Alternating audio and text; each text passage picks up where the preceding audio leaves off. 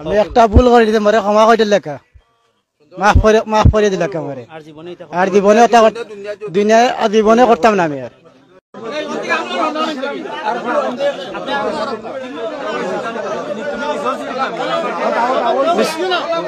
বিসমিল্লাহির রহমানির রহিম।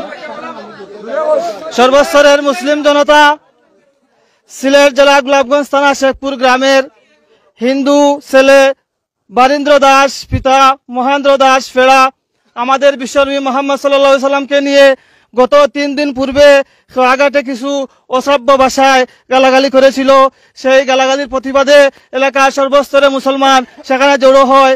এখন সে আমাদের সামনে সেই কথাগুলোর পরিপ্রেক্ষিতে সে এলাকার সর্বস্তরে মুসলমানদের কাছে ক্ষমা প্রার্থনা করিবে।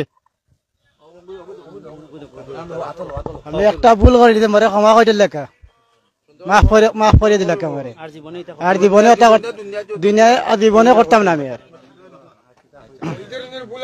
আর জীবনে ভুল করতাম না আমি জীবনে মাফ করে দিলে কা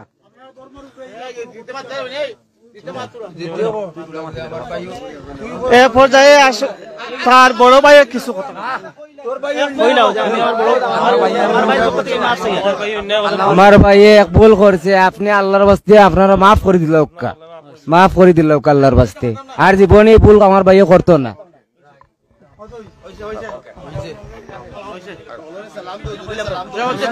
বিসমিল্লাহির রহমানির রহিম। এলাকার সর্বস্তরের জনগণ, আমার মিরগঞ্জ বাজারের ব্যবসায়ী বাইরে এলাকার মুরব্বিয়ানে কেরাম, আসসালামু আলাইকুম। বাড়ি এখানে একটা জিনিস অন্যায় করছে, আপনারা সবাই দেখছেন। সে আমাদের নবীকে গালি দিছে।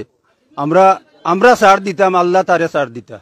এই ধরনের হে অন্যায় জীবনে আর করতো না, তার মুখে শিকার। আমরা তারে আনাইছি না, হে তার তাকি আইছে।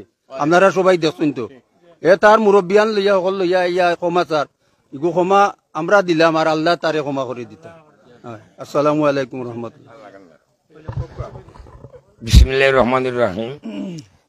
আমাদের শেখপুর গ্রামের বারীন্দ্র দাস নাকিদা হয়, বারীন্দ্র দাস আমাদের প্রিয় নবী হযরত মুহাম্মদ সাল্লাল্লাহু আলাইহি সাল্লামকে কটূক্তি করার কারণে আমাদের অত্র এলাকার সর্বস্তরের মুসলমানেরা এখানে জড়ো হয়েছেন এবং এর প্রতিবাদে সেই ছেলেটি তার অন্যায়টাকে বুঝিয়া আমাদের সামনে এসে তার ভাই, আত্মীয় স্বজন সবাই আমাদের সবাইয়ের কাছে ক্ষমা প্রার্থনা করেছে।